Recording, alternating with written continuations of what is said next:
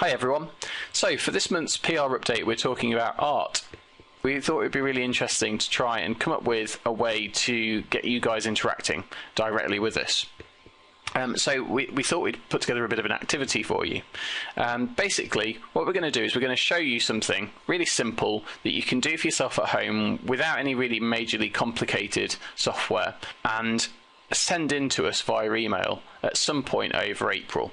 And what we're going to do is we're going to have a look at all of the submissions that we get and pick the best one, and then the person who creates the best detail map, which is what we're going to be making today, will get very simply a custom desktop wallpaper with an image taken from Excalibur. You'll be the only person in the world to have that desktop, so it'll be completely exclusive to you.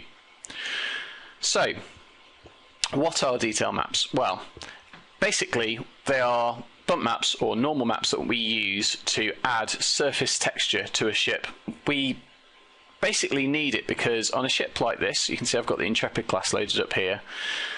Without any kind of extra details, the lighting that we get bouncing off the hull is very, very smooth and sleek, and it basically looks like a highly polished finish. Now, for some ships that may be what we want, particularly the Federation ships in fairness.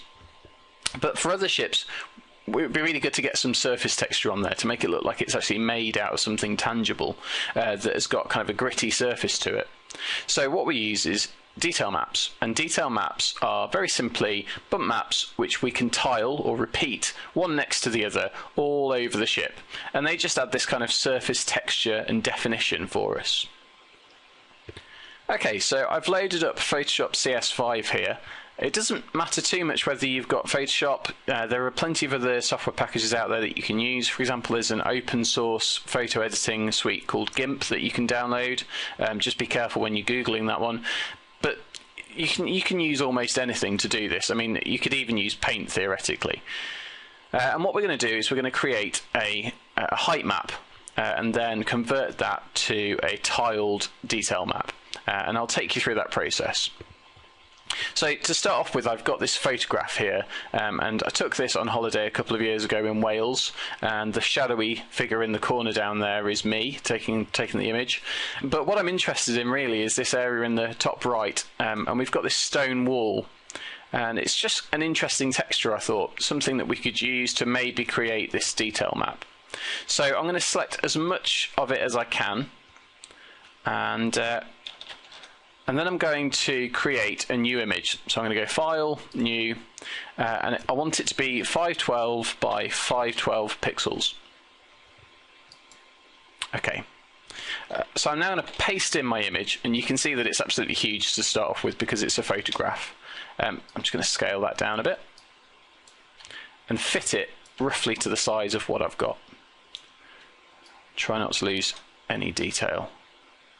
Just straighten it up a little bit. Okay, something like that, that's fine. So, step one, we need to take this image and we need to create a height map from it. And a height map, really simple. Black area on the map means that it's very low, further away, and a white area on the map means that it's very high up, and greys in between are obviously different levels of height. So obviously we want this to be a grayscale map. So if I go Image, Adjustments and Desaturate, that turns it into a grayscale map for me. And I'm just going to have a bit of a play around with it. There's no specific process that you can follow for this. You just need to play around and see what you can do. So I'm going to invert the image because I think it's a little bit too white at the moment. And then I'm going to play around with the levels of the image. So brightness, contrast, and I'm just going to kind of increase the contrast up a little bit. Okay, something like that. And I could do all kinds of other things with it. I could add a little bit more noise to it if I felt that it wasn't noisy enough already, or I could run it through some other filters. As an example, you know, brush strokes. I could do something like that with it if I wanted to. I'm going to take that back and just keep it really simple for now. And what we need to do now, I'm just going to trim it. So Image, Trim. And that's just basically made it so that this layer here is a square. And I can then copy that. So Control A, Control C, copy all of it. And I'm just going to move it over to the top left. And then I'm going to paste in the same image again, but this time I'm going to make sure that that's over to the right hand side, following on from the first. And then I'm going to do the same thing vertically that I've just done horizontally. And so hopefully what I should end up with are the 4 copies of the same image. But you can see now, here and here, we have the edges. And these are the edges that are going to show up if we try to tile this right now. So what we need to do is try and fill in that so that it's not quite so obvious. So next step, I'm going to go Layer, Flatten Image. And then I'm going to select the area around these edges. Now if you've got Photoshop CS5, there's a really great feature that you can use called Content Aware Fill. So you go Edit, Fill, and then use Content Aware. Press OK, and it kind of generates a fit for that. For those of you that haven't got Photoshop CS5, you can also use the Healing Spots tool, I think it's called, yeah, Spots Healing Brush tool. And you can just kind of fill that in. It's not quite as neat, but the most important thing here is that you've just not got a hard line, because if you've got a hard line, that'll be really obvious from the surface of the texture. I'm also just going to kind of fill in this a little bit and just try and take some of the repetition out of it a little bit.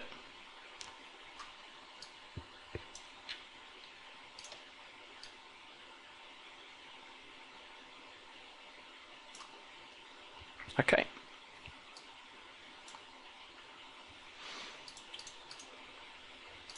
So this is now my tileable height map. This is almost ready to go. The last step, and this is really quite optional, but what I'm going to do is I'm going to run it through a normal map filter. Now a normal map filter takes that height map and it converts it into a normal map for us, which means that we can use it in the game. Now if you've got Photoshop, then you've got a couple of options. You can download the NVIDIA tools for Photoshop, which are free, or you can download XNormal, again, which is free. Alternatively, if you're using GIMP, then there are also normal map filters available for that as well. However, if you can't find one, or you're working on Paint and you haven't got that available to you, then that's fine. You can just send us the height map like this, save it out to a PNG or a JPEG, and we'll convert it before we put it in the game. That's not a problem.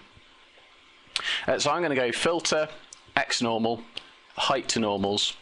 And you can see here that it's generating me a preview of what this is going to look like in the game, or rather as a normal map. And I can tweak some of these values. I can make it look a little bit sharper or a little bit smoother. And it's important to make sure that I've got Allow Tiling ticked, just in case. And click Continue, and this is now my normal map. So at this stage you would save it out as a PNG or a JPEG or a bitmap, something like that, and send that over to us, and we'll have a look at it and let you know what we think. At the moment I'm going to actually copy this and I'm going to stick it straight into the game so that you can see what it looks like.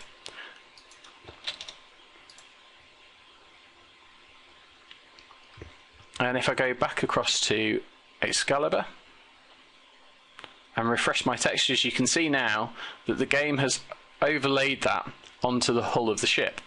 Now that's a really very bold detail map, and we probably wouldn't use this on a Starfleet vessel because it's a little bit too rough. However, you can imagine on something a little bit more rustic it would go quite well. It could also be used on something like an asteroid.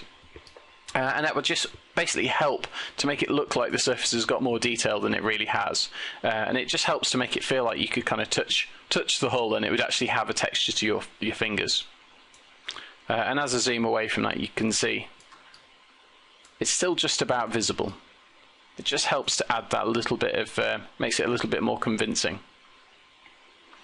So you can make your maps out of photographs, you can use Photoshop filters, or you can draw them by hand if you want to.